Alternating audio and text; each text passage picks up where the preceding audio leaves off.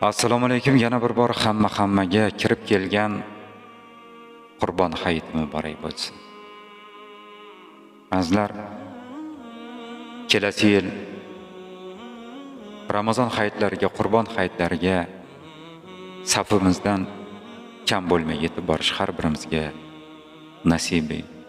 nasib ro'za aylasin. Allohim xonadonlaringizdan barokatlarini ayamasin. Azizlar, yana bir bor ayyom muborak. Vatandan uzoqda yurganlarga, bolam deb musofir bo'lganlarga, sog'inchdan ko'zda yosh to'lganlarga Qurbon hayiti muborak bo'lsin.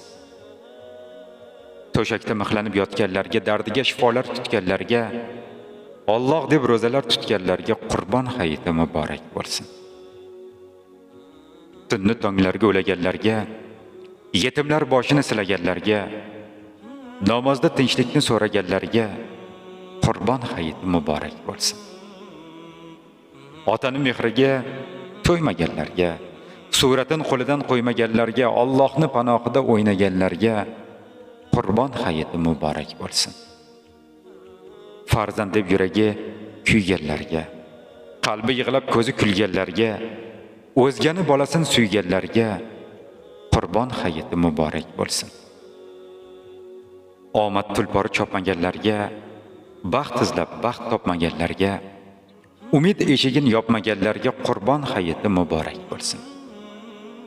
Dunyo 5 kunligin bilganlarga, hayit namoziga kirganlarga, Alloh deb sajdada turganlarga Qurbon hayiti muborak bo'lsin.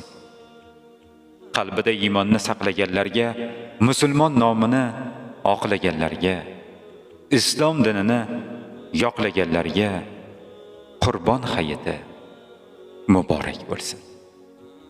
Azizlar, yana bir bor ayyom muborak.